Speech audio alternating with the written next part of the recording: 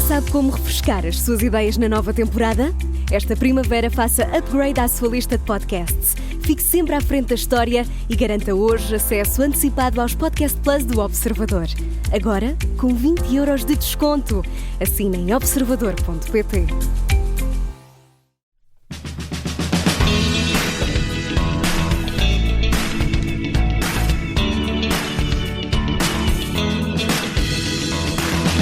Apaixonada por museus desde pequena, Joana Sousa Monteiro, historiadora de arte e museóloga, trabalha há 30 anos nestas casas do saber e cumpre este ano uma década como diretora do Museu de Lisboa. Que museu é este, com uma sede e 5 polos espalhados pela capital? Quando há 10 anos mudou de Museu da Cidade para Museu de Lisboa, foi só uma operação de cosmética ou mudou todo o paradigma? Que histórias conta este palácio setecentista onde está instalado?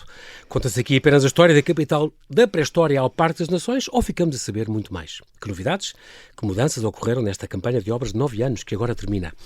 O que é e o que deve ser o Museu da Cidade? Olá, Joana, e bem-ajas por ter aceitado este meu convite. Bem-vinda ao Rádio Observador. É um grande prazer estás aqui na Rádio Observador comigo. Obrigada, João Paulo. É um prazer para mim. E era uma conversa que já estava prevista e planeada. Desejada há muito tempo. Desejada há muito tempo, exatamente. Isso é muito, muito importante. Foi hoje. É engraçado porque a tua formação, pronto, passa por História da Arte, claro, mas tu és uma pessoa apaixonada, Joana, uma coisa que eu já te conheço há uns anos, valentes, uma coisa que eu acho muita piada em ti é a paixão com que tu vives esta tua profissão. Tu és daquelas pessoas que eu posso dizer que deixas de trabalhar se amares o que fazes e, portanto, não é bem ir para o trabalho, é para ir para o que eu gosto de fazer. Exato, é verdade. Mesmo durante a pandemia, que foi tão difícil, vocês reinventaram-se. Mas completamente, João Paulo. A pandemia, bem, para toda a gente, não é? No mundo foi uma provação. Sim. A todos os níveis, mas nós no museu, se quiseres começar por aí, acabei por... Já dei uma série de depoimentos, de entrevistas, etc., sobre o que nos aconteceu na pandemia, porque uma parte relativamente pequena da equipa do museu, mas que incluiu a direção, os coordenadores dos núcleos, incluindo o Pedro Tónio Pereira do Museu de Santo António e a Linda Fernandes do Museu de Teatro Romano, que tu conheces ambos bem. Espaço também. Exatamente, e a minha colega da comunicação, que aliás era jornalista, a Marina Marques. Alguns de nós enlouquecemos durante um tempo, creio eu. Enlouquecemos no sentido de tentar por todos os meios, e os nossos meios na altura garanto-te que eram, como se pode ver ainda no nosso canal de YouTube, completamente diminutos, se não mesmo domésticos. Eram caseiros, o que é engraçado. Completamente caseiros, é uma vergonha. Trabalharam muito com a vossa equipa, a prata da casa. Inventámos com os nossos telemóveis e aos poucos fomos tendo uns microfones e mais uns devices. Todos os dias tinham coisas do que é extraordinário. Nós fizemos conteúdos todos os dias. É impressionante, nem toda a gente fez durante isso. 2 meses, não, quase ninguém mais. É incrível. E nós sentimos esta urgência, que era bastante irracional, por isso é que eu digo que enlouquecemos, de nos mantermos vivos enquanto água, instituição de alguma relevância para as pessoas, para fazer companhia, não era tanto para ensinar a história de Lisboa só, mas através desse pretexto. E o primeiro vídeo foi a Marina que me convenceu a fazer contragosto meu, foi confesso. Das reservas? Ora, nem mais. Foi o das reservas. É porque esse vídeo continua online. Péssima imagem, extraordinário. Tudo. Mas... E visitamos e entramos naquele mundo, os documentos, o mobiliário, a quantidade. Começo por aquilo que hoje é a reserva visitável do museu, uma parte que por marcação está aberta ao público, que o resto não pode estar, não é? Bem, claro. E que tem uma amostra de várias tipologias das nossas coleções, de mobiliário, mas sobretudo de outras coisas, de azulejos, de gravura, de pintura, de textas, etc. No total, algumas 70 mil obras, ou o que é que vocês têm no vosso acervo? Ao todo, cerca de 100 mil, contando com a arqueologia, sim.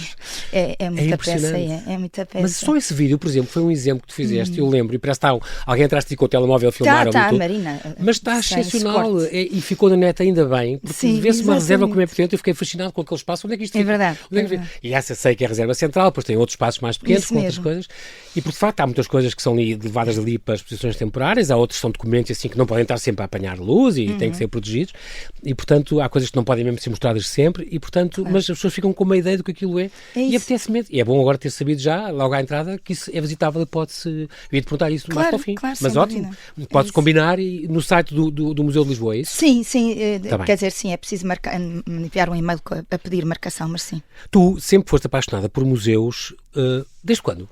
ou porquê? Ias muito quando eras pequena ou o quê? Pois, porque eu sei que tu também tens muito a ver com dança e com a música, imenso. E estudaste, e piano, e tens coisas extraordinárias, que é a dança barroca francesa, a salsa cubana, dança clássica. Estou a falar dos seus 18, 19, 20 e tal anos. E agora ainda. E agora ainda continuas a ter, e a gostar muito de ver espetáculos de dança contemporânea e tudo, não perdes. Mas de facto foste muito para a história da arte e ficaste nesta área e museus, entraste logo a trabalhar em museus há décadas. É verdade. Eu, portanto, quando decidi ir para a história da arte, para a faculdade, e foi uma entre várias opções possíveis. Eu tenho o defeito, enfim, ou característica, não é necessariamente um defeito, de gostar de muitas coisas. Sim, é ótimo. Mesmo muitas. Às vezes baralha um bocado a orientação e o foco, por isso é que às vezes não é só uma qualidade. Mas enfim, acho que é enriquecedor, claro. Evidentemente. Temos muitas janelas, não é? Muitas portas para abrir. És uma mulher do Renascimento, Joana, és das poucas que eu conheço. És uma mulher do Renascimento. Não sou, João Paulo. Tem conversas variadas sobre muitos assuntos e estás muito à vontade e muito bem. Sim. E gostas sempre de aprender e aprendes todos os dias. Ai, sem dúvida. Isso é das coisas, estás a ver, das coisas que eu gosto mais de estar viva e ainda espero estar muitos anos, que é aprender todos os dias. E mesmo no teu... que eu mais gosto. É como tu dizes, o teu objeto de estudo é infinito. Absolutamente infinito. Eu digo isso sobre a cidade de Lisboa, não é? Já me ouviste dizer isso na nossa visita, claro. na nova exposição do museu. Mas é mesmo infinito. E portanto, sim. Portanto, cheguei aos museus, por um lado, por influência familiar em relação ao gosto pela aprendizagem e pela contemplação também, mas pela aprendizagem também teórica sobre artes visuais, sobretudo arte mais antiga. Por outro lado, pelo gosto também das artes performativas, aí mais pelo lado da minha mãe, mais contemporâneas. E houve uma altura que resolvi, pronto, vou para a história da arte e depois logo se vê. Agora, nunca quis ser historiadora de arte. Ainda trabalhei logo no princípio, enquanto miúda, como historiadora, ou assistente de historiadores, mais para aí. Mas o meu primeiro trabalho mais a sério... Museu do Chiado. Ora, nem mais, que foi com na montagem, na instalação do Museu do Chiado com a Raquel Henriques da Silva, e foi completamente eye-opening. Foram, nem chegou a um ano, e foi, estás a ver o que é um concentrado de qualquer coisa em 2 gotas, pronto, completamente. E aprendi imenso. E cheguei ao fim. Eu lembro perfeitamente como se fosse hoje. Chegámos ao fim, não da inauguração do museu, depois foi uma outra inauguração de uma exposição fantástica sobre a coleção de arte do grande criador da Galeria 111. E que o Manuel de Brito, exatamente, e a Arleta, etc., o Ruizinho, por aí fora, a arte portuguesa de primeiríssima água, que infelizmente não está à vista, se calhar tanto como podia estar, mas vai estando. E eu lembro-me que no fim dessa inauguração, ou uns dias depois, estávamos lá em cima a almoçar no terraço, eu e a Raquel Henriques da Silva, que foi tinha sido minha professora na faculdade e foi minha professora em vários momentos depois da professora no sentido da mentora ao longo da vida, tal como muitas outras pessoas, como a doutora Simoneta Luz Afonso, muitas outras pessoas, Catarina Vaz Pinto, etc. E disse-lhe, é isto, museus. Mas eu até nesse momento não tinha percebido. E ela, não, espera lá, museu está bem, mas história da arte. E eu, não, é museu. Isto era a Raquel Henriques da Silva. Exato. Ela foi diretora do IPM, do Museu anos e 20. Ainda não era. Tornou-se a seguir. E o que é que eu fui fazer nessa altura? Fui perceber o que era o ICOM, o International Council of Museums, que é, se quiseres, a ordem corporativa mundial dos museólogos. Tu já és membro há 30 anos, desde 95. Sou membro 95. Para aí, sim. Foi quando eu costumo dizer que é desde criança. Eu sinto-me desde quase. Começaste aos 6. Não, já vou para velha. Mas Tenho quase 30 anos de trabalho, de facto. Mas é em termos de sentimento, sou do ICOM há muito tempo. E está no meu sistema. Chegaste a posições muito importantes lá, com o CAMOG, o Comitê Internacional para as Coleções e Atividades dos Museus de Cidade, e agora, neste momento, no ICOM Strategic Plan Committee, por exemplo, onde estás. Exato, tal e qual. Esta aliança, de facto, com já os museus a nível internacional também. Sem dúvida. E então fui ter com a Unesco, com o gabinete da Unesco em Lisboa, e perceber como é que podia fazer um curso, a Comissão Nacional, como é que podia fazer um curso sobre museus, no ICOM. Isto ainda não havia internet, quase. Então foi aí que foste para Brno, foste para a República Checa fazer isso. Exatamente, tal e qual. Onde estudaste museologia. Exatamente. Pronto, e foi a tua área para Foi sempre. o primeiro curso de museologia da vida. Um curso durante um mês museóloga. E qualquer coisa. Intensíssimo. De manhã à tarde e à noite de trabalho. Sim. Tanto de estudo super teórico como de visitas a imensos museus. Tão bom. E tive colegas famosíssimos na minha área em termos internacionais. Tive uma sorte enorme. Uma experiência imersiva. Quer dizer, e com aquela idade miúda, sem saber checo, nem alemão, nem russo, que era o que se falava ali, e sem internet, foi uma experiência, até mesmo em termos pessoais, completamente, enfim, especial, que me marcou. Voltaste de crítica de arte, entretanto, no seminário já escreveste dezenas de artigos de crítica de arte. Divulgadora de arte. Exatamente. Crítica propriamente arte contemporânea, anos 60, 70, 80, passaste pelo CAM, pela Fundação Gulbenkian, tiraste uma pós-graduação em Gestão das Artes, no ISCTE, a ver com a economia, gestão de museus, é uma área, para mim, muito complicada e que está em constante mudança. É de facto esta gestão das artes. Tu é engraçado porque és uma gestora também, Joana, é assim que eu te vejo. Sou. E tens para mim, é outra paixão que tu tens. Além dos museus em si e o conceito de museu, que é só diferente de um depósito de coisas velhas para mostrar, é muito diferente disso, já vamos lá. É também, és uma gestora de equipas e gostas muito de participar e participas. Adoro. Os projetos, mesmo as exposições, coordenas, gostas de pôr as pessoas a fazer coisas, não é? Eu sou museóloga e gestora cultural, é exatamente sangue, é isso. impressionante, o teu DNA. E aquilo que acabaste de dizer, João, tu que já me conheces há bastante tempo, é exatamente o que eu mais gosto de fazer, que é servir de motor de arranque. Estás a ver? Não é tanto eu estar necessariamente em todos os palcos, bem, como diretora ou presidente do comitê, não sei o que, acaba por acontecer, mas não é isso que eu mais gosto. O que eu mais gosto é de estar, é como se fosse, imagina, agora indo para minhas memórias emocionais artísticas, como estar uma peça num coro, num coro de preferência de boa qualidade, que também já me aconteceu há muitos anos. Agora estou sem voz neste estado de engripado, mas já não canto de jeito, mas já lá passei por essa fase. Mas de ser uma parte de um conjunto, também gosto de estar na posição de maestrina, sabes? Mas daqueles maestros que estão na ponta do coro e que quase não se dá por eles, mas depois o conjunto sai muito bem. Exatamente. Pronto, é exatamente isso que eu gosto. É que é de chegar às outras pessoas. E depois tiraste uma especialização em Economia de Museus, em Amsterdão, fizeste alguns seminários, estou a pensar neste também sobre gestão de museus, em Pequim. Isso. É engraçado porque tu foste no ano 2000 já coordenadora adjunta na Rede Portuguesa de Museus, do IPM, onde tiveste na equipa que criou o primeiro sistema de credenciação de museus em Portugal. Também foi uma lança em África, foi assim um arranque. Foi, completamente. Tu gostas disto, do arranque destes projetos novos? E eu não sei se te posso dizer que goste. O que eu posso dizer é que nunca procurei, nunca procurei, mas tem-me acontecido na vida. Calhou-te no colo. Estar em arranques de projetos completamente novos ou de remodelações estruturais. E normalmente tem-me acontecido ser chamada para esses papéis e eu dizer que não à primeira, porque me assusto. Pois, mas pôs lá a casa em ti e percebo o grau de responsabilidade e assusto-me. Mas tenho gostado de aprender, mais uma vez, são plataformas de enriquecimento, porque tenho tido a sorte de trabalhar com pessoas muito boas. Boas humanamente e boas profissionalmente, de maneiras muito diversas. E então essa foi uma experiência, desde o ano 2000, completamente enriquecedora também do ponto de vista pessoal. Mais uma vez foi, nesse caso, por convite insistente da diretora do Instituto Português de Museus na altura, Raquel Henriques da Silva, e o Manuel Oleiro e outras pessoas muito boas que lá trabalhavam na altura. Sabe?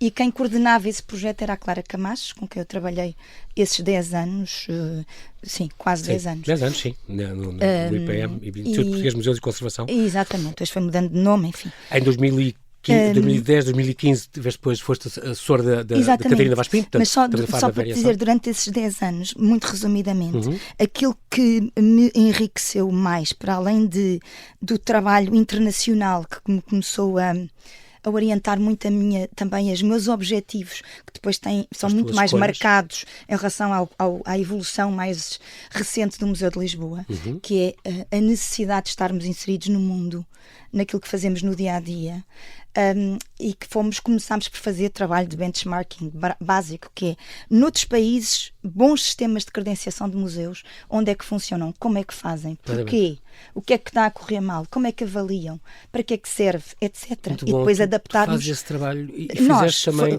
eu só trabalho em nós, não trabalho em exato. eu. E o teu museu de cidade também é este museu, um museu de cidade, como é o Museu de Lisboa. Também andaste a ver muito e a investigar muito. Imenso, João. Tiveste que andar para ver como modelos funcionam, o que é que eu posso fazer? E continuo. Uma parte importante do meu trabalho. trabalho... É um objeto infinito. Exatamente, uma parte importante também do meu trabalho é estar tanto quanto possível com os nossos meios, que não são infinitos, muitos, sim. Nem nada que se pareça. Aí posso-te dizer sim, com muita dedicação e esforço. Mas quer dizer... Como é que nós podemos querer imaginar fazer seja o que for de relevante hoje em dia nas nossas sociedades, enquanto museus que devem ser tendencialmente entidades cada vez mais colaborativas. E isto quer dizer muita coisa. Instituições que aprendem, não é? Learning institutions. Não é que ensinam, é primeiro que aprendem e que ouvem. Instituições que têm atenção à multidimensionalidade da mediação entre públicos, parceiros institucionais, sponsors, públicos de todas as idades, individualmente e coletivamente. E todo o género de públicos, estávamos a falar todos disso. Os géneros de públicos. O Museu de Lisboa também tem a questão pensar também dos bebés, nas agendas. dos deficientes, dos Alzheimer, tens projetos o programa com Alzheimer. Da demência, para mim é muito importante. É extraordinário, já lá vamos. Sim, já lá vamos. E ter bem presente, não é tanto agendas políticas, claro que as temos também, e é bom que as tenhamos. Mas governo no país, do ponto de vista, claro, e ainda bem, somos bem geridos na EGEAC, que agora se chama Lisboa Cultura. Tens a sorte de estar Temos a sorte de estar na Lisboa Cultura. Toda a gente que eu conheço cá, que passa por cá, desde sem dúvida. O João Alpuim, o António Pereira, a Lídia, tu conheces a Lídia, todos claro, eles dizem. Todos colegas. De facto, e já aqui tive antes com a Joana também, a antiga presidente. Claro. E de facto, eles dizem todos, é um alívio trabalhar numa estrutura que nos ouve, que nos dá os meios possíveis, que aposta em nós, que nos dá autonomia, e é incrível. É verdade. Às vezes em coisas mais institucionais, mais governativas, digamos assim, não tem esta facilidade, não é? Nem os museus neste momento lutam com muitas dificuldades. Os museus todos, museus. Nós também. São dificuldades diferentes, mas sem dúvida nenhuma que é muito benéfico e nos dá um lastro de autonomia programática que é extremamente saudável e que tem frutos, não é? Tem frutos no trabalho, cada um à nossa maneira, cada equipamento da EGEAC, mas sem dúvida com benefícios para os públicos, que é esses que temos que ter em conta, porque o que nós fazemos é serviço público, o estarmos nesta empresa pública, ainda que regida por direito privado, e ainda bem, e com receitas de fontes mistas, e que tem uma tutela integralmente autárquica da Câmara Municipal de Lisboa, relacionada diretamente com a variação da cultura, naturalmente, e com a presidência. Tem imensos equipamentos. Exatamente, mas que temos este cluster, não é? De pensamento cultural de múltiplas dimensões. Este frame of mind mesmo, não é? Exatamente. Mas isso faz a diferença, eu acho. E que se complementam, cada um com a sua missão. E estamos a conversar com a historiadora e museóloga Joana Sousa Monteiro. Ela é há uma década diretora do Museu de Lisboa, com sede no Palácio Pimenta, ao Campo Grande, e 4 polos espalhados pela capital, agora totalmente repensado e reaberto após 8 anos de obras profundas. Estamos ainda a falar desta maravilha que é estar neste sítio.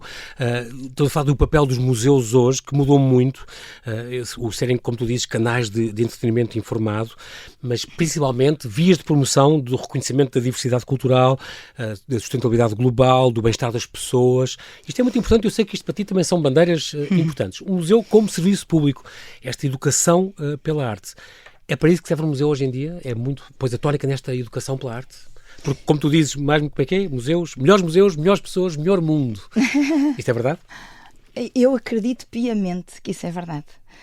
Soa mal assim, não é? Parece um slogan publicitário, mas é mesmo aquilo em que eu realmente acredito. Exato, isso nota-se. Pois, não só acredito porque sempre acreditei, mas também acredito porque observo que assim é.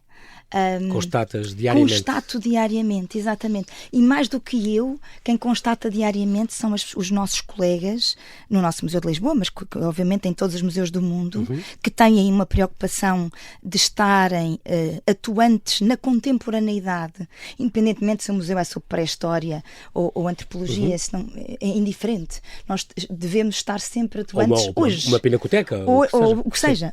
Somos atuantes hoje a pensar no amanhã. Senão isto depois não faz sentido. E mais do que educadores ou de essa questão da aprendizagem através da arte, que não é bem só da arte, é através de patrimónios, não é? De patrimónios que se relacionam com a memória coletiva e com a memória individual. Claro. É mais isso. É uma das minhas bandeiras também, como sabes. Exatamente, tal Gosto e qual. muito. E por isso me compreendes. Eu acho que são mais do que tudo, hoje em dia, os museus são tecedores de ligações, não é? Sabes?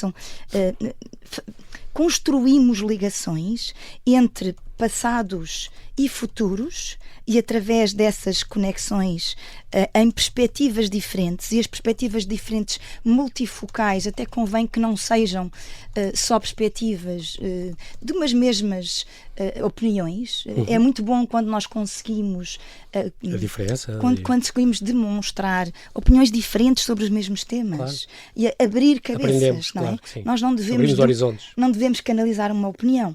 É claro que temos opiniões, nós, os comissários das nossas exposições têm opiniões, assinam textos, temos declarações à entrada de exposições, mas também temos depois espaço para muitas discussões. E quanto mais debates, melhor. É engraçado falar nisso, porque essa diferença, essa diversidade, porque de facto, e estamos a falar já de Lisboa, e vamos aterrar no teu museu, como as migrações nos mudaram. Esta Lisboa africana, Lisboa judaica, Lisboa árabe, antiga, mas também é uma cidade hoje em dia multiétnica, multirreligiosa, multicultural. Este cultural clash, como tu uma vez já escreveste, ou falaste numa conferência, como Lisboa acolhe novas chegadas e se mantém fiel à sua peculiar personalidade. É extraordinário isso, é um esforço. Absolutamente. Mas tu mostras isto nesta exposição nova de longa duração. Exatamente, tal e qual. É isso. E nós dizemos aquilo que tu acabaste de dizer habitualmente aos nossos públicos. Eu faço isso sempre nas minhas visitas guiadas. Nós todos fazemos, porque isto de agora falarmos em 2024, 25, desde hoje, no multicultural, na diversidade, no multiétnico, no multirreligioso, já é habitual, mas Lisboa foi sempre. A questão é que fomos sempre, não em todo o Portugal, mas na nossa mancha urbana lisboeta, desde tempos imemoriais. Desde que Lisboa é Lisboa, podemos remontar à época romana, para a origem fomos fundados formal. Há 3.000 anos, que é extraordinário. Fomos fundados pelos fenícios, romanos, mas desde os romanos como cidade, não é? Município. Podemos vir daí, depois, enfim, Reino Cristão, 1147, etc. Fomos sempre uma mistura, não é? Uma mistura. Uma mistura de... Bem, eu acho que todo o planeta Terra, a raça humana é sempre uma mistura, e a cultura assim o demonstra. Ainda agora apareceu este novo livro sobre uma história do mundo através da cultura, do Puchner, não é? Que é exatamente sobre este assunto. E sem dúvida que os museus são bons sítios para demonstrarem ligações surpreendentes entre passados e o futuro. E é destes dois planos, entre os passados e o futuro, que nos devem aparecer ideias novas sobre o tempo presente, que nós todos, cada um à nossa maneira, vamos construindo minuto a minuto, de modos completamente diferentes. E como é que fazemos isto? Fazemos isto através, se quiseres, da maneira mais tradicional, da aprendizagem, não é? Nós todos aprendemos, não estou só a falar de público escolar, da aprendizagem através do confronto com conteúdos patrimoniais, mas também da exposição a histórias que contamos em exposições. E micro-histórias, como tu gostas de contar. Eu tive a sorte de fazer uma visita guiada contigo e, de facto, há ali o documento que assinala a ordem do para o primeiro tiro. Não te esqueces desse. Não, achei giríssimo. Aquilo é muito giro. E o próprio documento está emoldurado com o lápis onde foi escrito e assinado a dizer podem disparar o primeiro tiro. E assim começou a República, primeiro o ataque ao Palácio dos Reis de um barco, de um navio militar da Barra de Lisboa. É extraordinário. Há estes pequenos pormenores e os quadros, as pessoas que estão presentes nos quadros, o Dirk van Stoep, quem está lá, o embaixador em Inglaterra, o embaixador extraordinário, a Rainha Catarina II. Há as vossas peças contam micro-histórias. E o senhor africano vestido de nobre ao lado exatamente, da Ordem de Santiago. Personagem que pensamos que seja o futuro Afonso VI. E as calhandreiras e as não sei quê. Isso, as questões da descolonização. Há bocado eu ia falar nisto nas agendas, depois falei mas bem na EGEAC. O teu museu é muito engraçado isso, porque não é só aquela coisa leve. Ai não, o nosso museu não é uma coisa historiografia do Estado Novo, das fases bonitas e boas e pujantes de Lisboa. Sim. Tem também a Sala Escura, onde se fala da Inquisição, é extraordinário esse espaço. Fala-se a escravatura, assumem-se esses passos e cada vez mais é o nosso da nossa história e é assim que tem que ser, em contexto. E para mim é o grande segredo do teu museu, com os contextos. Com os contextos, sempre, é muito claro. Bom, sem contextos não temos museu. Não estávamos vandalismo às estátuas. Não, e aí não é museu. Já nós trabalhamos os contextos. Então há estátuas, a soberania, que foi a grande estátua da exposição do mundo português. Obviamente. Tem que fazer parte, claro tem que fazer parte, tem que ser bem contado. Exatamente. E o bem contado sabes qual é a maior dificuldade de trabalhar em museus hoje em dia? Enfim, desde há cerca de 20 anos, agora estou a pensar num enquadramento teórico. O museu hoje em dia é um paradoxo. E o Museu de Cidade é um paradoxo duplo. Porquê?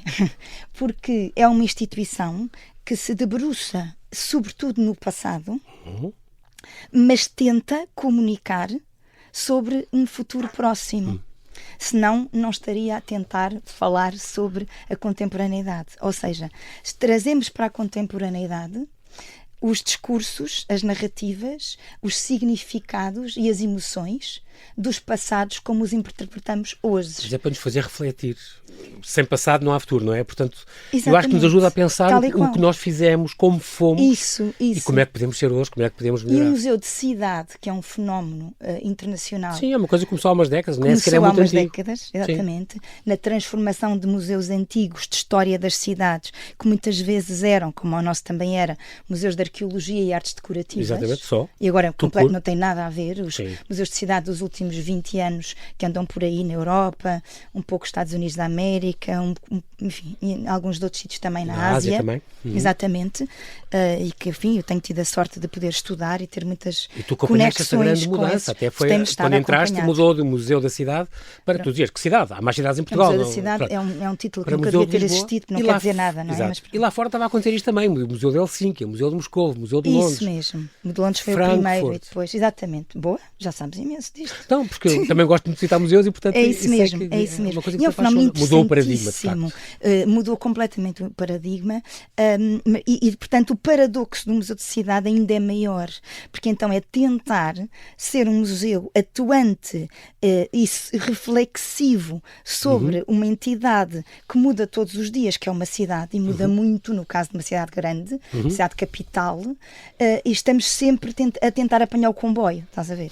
Estamos sempre a mudar, tentar apanhar o comboio e falar para as pessoas de hoje também, sem esquecer os patrimónios. E, portanto, temos as nossas exposições permanentes, de longa duração, sobre as histórias e as coleções para nós, nos vários núcleos do Museu de Lisboa, que são mais significantes e significativas, sobre as múltiplas dimensões e, digamos que, as várias camadas arqueológicas, entre aspas, não é? Metaforicamente falando, da história de Lisboa, mas também sentimos necessidade de estar a aprender e divulgar através de nós cada vez mais, por exemplo, a identidade dos bairros do Saal, Lisboa, por exemplo. O problema da habitação, fala-se muito hoje em dia, não é? Tivemos este ano passado um programa chamado O Problema da Habitação, precisamente. Nós fazemos imensos percursos para além das nossas exposições em Lisboa. Isso é importante também. Estão sempre Vamos ao vosso site do Museu de Lisboa e todas as semanas? Olha, já apareceu, foi lançado agora no final do ano o programa de percursos para 2025 todo, inteiro. Então está no site, as pessoas podem se inscrever. Até dezembro de 2025, sim. E é bom que se inscrevam com antecedência porque esgotam normalmente sempre. Exato. Exatamente. E não fazemos mais porque não temos equipa para mais. Isso é muito importante, é um museu que sai portas e que mostra a Lisboa que está aí. Porque o nosso objeto de estudo é esse. Está lá fora, não é? Exatamente. E então é essa dualidade paradoxal de andar sempre para a frente e para trás. Conhecer melhor os bairros esquecidos, não é? E às vezes os bairros esquecidos ou menos queridos não estão só... também é a Cova de Amor, esses que nós ouvimos nos jornais, mas há muitos outros que não aparecem nas notícias. No museu está aos Chelas, por exemplo, a Zona I, por exemplo, é um dos exemplos. Exatamente, olha, que está na nossa exposição, exatamente.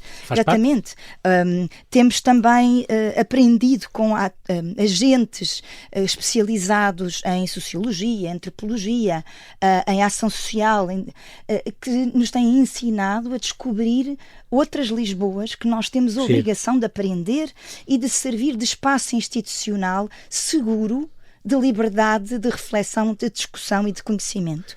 E como é que nós fazemos isto? Pela aprendizagem, mas também pela diversão. É muito importante podermos ser uma instituição que não é chata. Que não é uma seca, diriam os adolescentes. Que não é uma grande seca. Têm-me dito que a nossa nova exposição de longa duração da sede do Museu de Lisboa, no Palácio da Pimenta, não é, têm-me dito adolescentes, não é uma seca. Quando me disseram isso, já ganhei o dia. Que bom, e de facto, porque contando histórias não assambarcamos as pessoas com excesso de conteúdos, e também temos eventos de entretenimento assumido, como o baile barroco, o carnaval temático relacionado com a história de Lisboa de uma maneira ou de outra. Tem coisas para bebés recém-nascidos e famílias. Temos programas para recém-nascidos e famílias. Tem uma coisa de inclusão, o museu e a inclusão, a ver com fisioterapia ou com demência também, não tem? Temos. Fisioterapia, tivemos um programa de longa duração de uma série de anos seguidos com uma fisioterapeuta especializada em bebés. Então tínhamos uma sessão só com bebés recém-nascidos e depois para terem que ver com a história de Lisboa para as mães e pais, enfim, a família mais próxima, que eram também momentos de bem-estar, lá está. Tal como o programa da demência. Gosto muito, sabes porquê? Porque cada vez está mais provado, até do ponto de vista da economia, que o valor económico que os museus hoje em dia têm, para além do seu valor financeiro mais imediato, nos casos apenas dos museus excepcionais, não é de qualidade excepcional, é de impacto excepcional a nível internacional, são muito poucos, que trazem hordas de turistas e, portanto, têm um cash flow significativo. Está provado por economistas de cultura que são especializados nestes assuntos há 1 ou 2 décadas que o maior benefício económico dos museus para o mundo e no nosso país não é só a economia local, é a economia global também. Também global, mas os maiores benefícios económicos locais, depois com externalidades que podem ser tornadas nacionais e internacionais, está ao nível do bem-estar. E é mais correto dizer bem-estar do que saúde. Mas o bem-estar tem implicações na saúde física e na saúde mental especificamente. E não estou a falar para pessoas com necessidades específicas só, nem para pessoas com qualquer situação de doença, mas para todos nós. E imagina tu que está comprovado por ingleses e por americanos. Nós cá, infelizmente, não temos capacidades de diagnósticos, nem de estatísticas, nem de estudos a esse nível, mas bebemos as de quem consegue fazer isso, que ir regularmente a museus ajuda muito na poupança, na saúde, na fatura da saúde. Mas é que é mesmo. Claro. É fácil, é dinheiro. Está mesmo comprovado, claro. Imagina tu. Já existem algumas pequenas experiências do chamado social prescribing, nomeadamente pela Manicômio e outras instituições. Trabalhou aqui no Gil de Matos, exatamente. Exatamente, mas de facto o nosso programa chamado Marcar o Lugar, com o Museu de Lisboa, que foi feito no início em parceria e continua com o MAT e com a Acesso Cultura, e neste momento já existe uma rede informal de museus em Portugal. Boa. Ainda somos muito poucos a trabalhar em continuidade com pessoas com demência, em princípio Alzheimer, mas não exatamente. Só. Continuamos uma parceria muito de aprendizagem com a Associação Alzheimer Portugal e com a Universidade Católica, e temos pequenos grupos de poucas pessoas de cada vez, tanto grupos que começam, que se iniciam nas primeiras sessões, 6, 7 sessões, até 8, e depois há outros grupos de continuidade. Ainda fazemos muito pouco, porque lá está, somos muito poucos para, quer dizer, temos uma equipa ótima, mas não conseguimos chegar a tudo, não dá? Claro. Mas é absolutamente comovente, digo-te, poder perceber que já contribuímos com alguma coisa, com algum fator positivo, não só para aquelas pessoas e os seus cuidadores que trabalham em conjunto com os nossos mediadores, e em duplas, e às tantas como grupo, no ganho positivo de emoções, de autorrespeito por si próprio e de memórias reativadas. Joana, vamos assim fazer alguns flashes, nós temos 3 minutos, alguns flashes de coisas importantes, nomeadamente uma coisa que eu gostei muito deste teu novo, teve grandes obras, desde 2016 que se fazia, começou-se posterior, depois todo o piso térreo, depois agora o primeiro andar, estão cerca de 300 peças expostas, mais de metade, cerca de metade, é a primeira vez que são mostradas até, o que é muito importante. Ganharam mais um século de história, porque isto acabava tudo no século XIX, se não me engano, e agora vai até ao Parque das Nações, portanto, a última grande transformação urbana de Lisboa. Uma coisa extraordinária que eu achei foi estas gavetas por baixo das vitrinas com mais informação, portanto, há várias camadas e vários níveis de conhecimento, quem tem tempo, quem pode, quem quer voltar e saber mais, pode puxar estas gavetas assim, sem subcarregar as paredes ou tapar os azulejos, o próprio palácio é muito bonito, pode saber mais, o que é muito importante.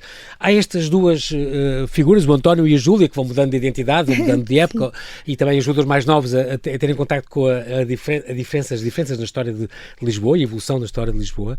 As reservas já falámos aqui. Diz-me 1 ou 2 tesouros que tu tenhas no teu acervo que estejam agora visitáveis e que se calhar não estavam.